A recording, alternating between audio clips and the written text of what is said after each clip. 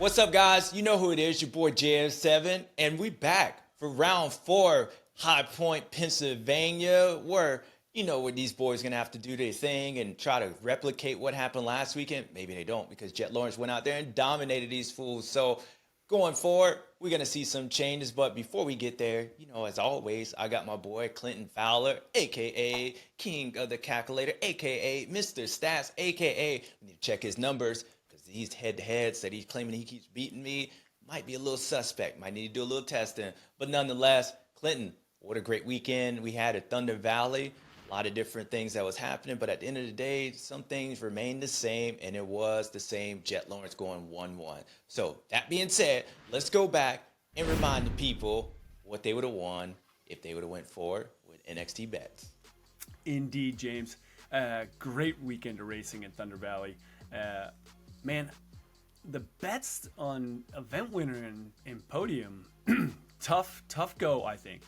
Jet Lawrence now got his third overall win. They had him to start the week at a minus 253. That paid out $27. Not a particularly fruitful bet. I'll give the hint to this week. Not that much more fruitful either. On the podium side, we had Jet Lawrence. The bet there, really not fruitful. It paid out $20.80 on a $20 bet. Eli Tomac was a minus 233 last week, paid out just about $29. And the one that did have some money and showed up, James, Aaron Plessinger, he was a minus 122. That paid out $36 or just over $36. So a halfway reasonable bet there. There was some money on the table, but maybe not a lot of money. I think the guys in Vegas are holding us a little bit tight, James. So there's your winners from last weekend. Small difference, indifference, small money, big money, all kind of money, but there's always money to be made. So that being said, let's move forward to this weekend. We got High Point, Pennsylvania, in the middle, kind of nowhere, but a weird racetrack. I've had some good times there, Clinton. I've had some bad times there, and I also had some times that I don't remember being there, and particularly 06. I went night. They had to change track. Had to go out there. JS almost died there. Wouldn't even be having a show. But nonetheless, it's a tricky racetrack. They did a change, or kind of a remap change, I would say, maybe about 5 years ago, where they threw out the whole different layout. So it looks a little bit funner now, but nonetheless, it's a difficult racetrack, kind of like this weekend at Thunder Valley, or last weekend at Thunder Valley, where you really never know what you're going to get. Whether Mother Nature decides to rain and she doesn't rain, the thing's going to get those hard ruts. But tricky racetrack. Have you ever raced there, Clinton? Dude, I hated that track. Coming from New England, I was used to sand. I remember as a kid just going down there in the hard pack and the ruts, and it just wasn't for me. But hey, you mentioned 06. I was rewatching that last night. That crash you had was brutal. Talk about just hard to watch. RC gets by you, and you're just on the ground there. Anyhow, but you did have some good times, man. Clearly, dude got by me. The whole field got by me. I was dead out on the racetrack. But nonetheless, you just reminded me of what happened, because I really don't remember what happened. I have to watch. It was a rough go. Yeah, it's bad when you got to watch the tape to see and remember what actually happened. That's how night I was. But continue your story. It's a great story. But that's the type of track this is, right? Like it can come up and bite you. Like those ruts and the ups and downs. I think, it's going to make it interesting for the boys this weekend. To try to get up on that podium. Yeah, what makes that track hard, they usually try to bring in some sawdust and try to soften it up. And if somehow they're not able to mix that dirt, you get a lot of that sawdust just sitting on top of that hard base, as you remember just mentioned. And depending on whether it rains or not, you either have a deep racetrack where the ruts just continue to get deeper and deeper, and then they're eventually hard, then they don't give away, or you have a track where you have these ruts, but then it's so slippery, in the rut. So the front end ends up sliding until you hit a rut.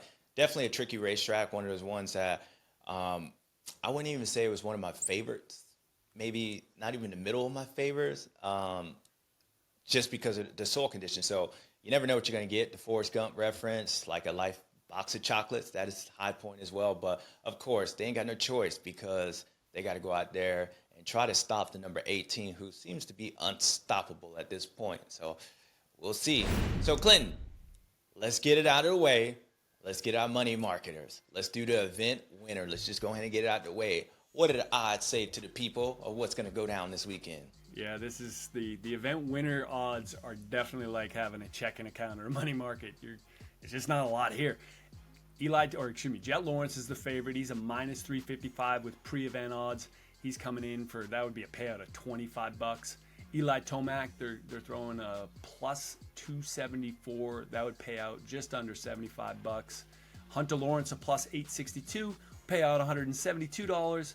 Plessinger a plus 1900, that'd pay out $400. Justin Cooper a plus 3200, which would pay out $666.60. So clearly you want to stay away from that bet. But maybe not. But these are for winners. Man, James, I just look at these odds and I think it's tough to make money given a guy like Jet Lawrence is 3-0 on the season. He's coming off of Thunder Valley where he just swept. And oh, by the way, James, he's 4 for 4 in the motos and 2 overall wins in the last 2 years here. Yeah, well, the odds would say he's pretty good. The stats would say he's pretty good, but man, he is pretty good. That being said, I've been on the mic telling you that I do believe that they are a lot closer. And as crazy as that Aaron Plessinger bet, and maybe even Justin Cooper, I can actually see a path of those guys winning. Again, would I do it? I don't know because I can't do it. So, but I'm going to let you know it's not as crazy bet as you think. Aaron Plessinger he passed Jet Lawrence. He passed the people. He passed them with only like 4 or 5 laps left. We had a couple weeks ago where he allowed Eli to get around him at the end. He said he forgot how many laps. I just think it was so damn hot out there. He got dizzy and he didn't remember. But nonetheless, Aaron Plessinger has been really close to winning. Second moto, he ain't got to worry about none of that. They all were. And last week, if you remember the way that race broke down, you had guys that were either they were bunched up like the leaders. They were within 5 seconds. And then that gap between second and third place was almost a minute.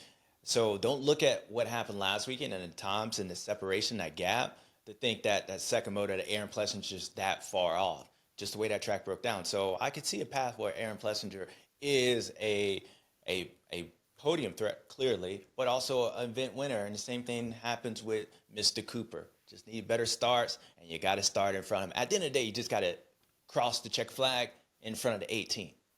If you can do that, then you're probably going to win. Simple as that. So there you have it, people. That's our checking account. Next is the podiums. Now, just like the checking account, there's a little bit more variance in there. You can make a little bit more, but pretty much going to be the similar kind of bet. So people, let's hear it, Clinton. Tell them what they're going to get. Yeah, let's dive in. Podium odds. Jet Lawrence minus 2,400. That's going to pay out $20.83 on a $20 bet. So like money market, whatever. Like I guess if you want an 80-cent return, you could go there. Eli Tomac minus 233, going to pay out just under $29. The one I think is interesting, or one of the two that I think is interesting, Hunter Lawrence, a minus 122. That's going to pay out $36, just over. Aaron Plessinger, minus 110. That's paying out $38. And then the other one I think is interesting, Jason Anderson, plus 177, and that's paying out $55. So it seems like to me, James, the two here that maybe are good bets, or at least worthy of talking about, is Hunter Lawrence and Jason Anderson. Hunter Lawrence has been pretty good at this venue. It's his second best venue when you take both the 250 class and the 450. Last year, he went 3-2 for second overall, I think. So he's good at High Point. In the odds, there's a reasonable payout. We'll see if that holds through the week as you guys are making your bets out there. But and then Jason Anderson, James, he's been on the podium 5 or 6 times, but the one time he wasn't on the podium was last year. So you tell me, what do you think? Well, the Hunter Lawrence, I think the odds are pretty much, if you're asking me, it's kind of like, well, I guess you are asking me because you're listening to me right now. So I'm going to tell you, he's in the same similar situation as he was last weekend. He comes to a place that he's ridden good, podiums, good track form, but it's going to be about start. It's going to be about the circumstance situation, because just like Jet Lawrence and the bike, they are getting better, but to be able to raise that level up, let's say Hunter gets a 10th place start, to be able to run down those guys, you got to be able to pick your pace up, and I'm not sure he's there yet. You know, his pace is clearly good enough. I mean, he was catching his brother at some points last weekend in the first moto. He's clearly good enough to be on the podium if he's up there on the podium. But to get a bad start and be able to come up, that's where you got to be really comfortable with your bike. So he's going to be dictated off the starts. Now, Jason Anderson, the stats would say that last year was his only time that he wasn't on the podium. That means he's trending the wrong way. And what we saw last weekend, it just hasn't been a good couple weeks for Jason Anderson. I thought for sure I had him, which we'll talk about in a second. I thought for sure I had him picked, locked in over Jorge Prado, but it didn't work out for me. So this weekend, I would probably stay away from the mean green Kawasaki El Hombre. Please, Jason, don't kill me. Don't kill me. No disrespect. No disrespect. You know I love Cynthia. Siggy, you know I love her. So I don't know. Just not a lot of good vibes coming over there between him and Jorge, but you never know. El Hombre might get it done. I probably would just stay away from that one. So we'll find out. James, we at least agree on one with Hunter Lawrence. I think, I don't know. I'm hopeful for Jason, but yeah, the trend's not optimal. Yeah, El Hombre, he hasn't been out there. He hasn't lit anybody up, but don't forget, he's had a few strikes. He's been on AMA most wanted, most watched list. So I don't want to end up on that list. Don't kill me, Jason. Don't kill me. But nonetheless, El Hombre, all these guys, they got the talent, so they can always make me look like a fool. But just tough times in a tough place when you got all these other guys riding pretty good. It's just going to be a long shot for Jason Anderson. But, of course, he can do it. Let's do it for Martha. All right. Siggy. Sorry. All right. It's so great. So head-to-head. That's the one we want to get into. That's the fun one. Clinton, lay it out for us. Who we got in head-to-heads this weekend? I'm like, I've got so much anticipation here, so I could just talk about being 3-0, James. But hey, let's go through the odds. We got Eli Tomac versus Jet Lawrence. They got the advantage, not surprisingly, a minus 400 for Jet Lawrence, a plus 270 for Eli Tomac. So only going to pay out $25 for Jet, but it would pay out $74 for Eli. So the Eli one could be an interesting pick. The other one, which we were just talking about, maybe this is the one to really think about, is Aaron Plessinger versus Hunter Lawrence. They almost got these guys neck and neck. They got Aaron Plessinger at a minus 109, going to pay out $38. They got Hunter Lawrence at a minus 121, paying out $36. So these guys are pretty head-to-head even, if you will. Then you got the Team Green one again this week, Jason Anderson versus Jorge Prado. They got Anderson at a plus 106, and they got Prado at a minus 140. We did this one last week, James, and I went Prado, you went Anderson. Man, that was a bit of a rough go for those guys in the second moto. And then we got the last head-to-head bet that's out there this week. Another teammate battle, Cooper Webb with a plus 110, going to pay out $42. Justin Cooper a minus 147, so they're giving the nod to Justin Cooper. That would pay out $33. That one's also pretty interesting. So there's a couple interesting ones here, James. Yeah, I like that. I like that Cooper Webb one, and the Coop versus Coop.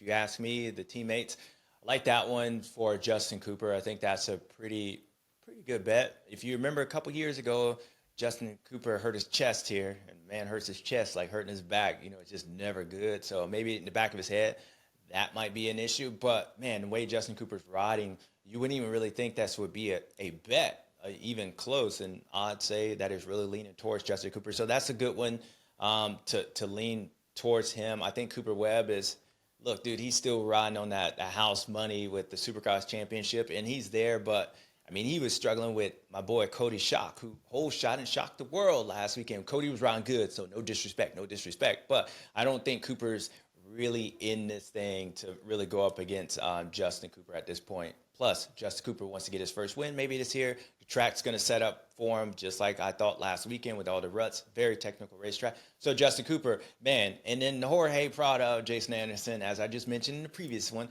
you might just want to stay away from that one. I thought for sure I had Jason Anderson. When I saw Jorge go out, I love Jorge, but when I was thinking about me and you, I was like, yes. Not because he went out, but because I'm in my losing streak. And then, bro, El Hombre, I didn't even know he went out. Like, I didn't even know. I came on here saying, yeah, I got me one. And you're like, no, did you know he didn't even finish? Jason Anderson, that is. I'm like, oh, my God. So That's like picking the high card. Your boy picks out 3, and then you're like, dude, I got this full. And then you pick out a number 2.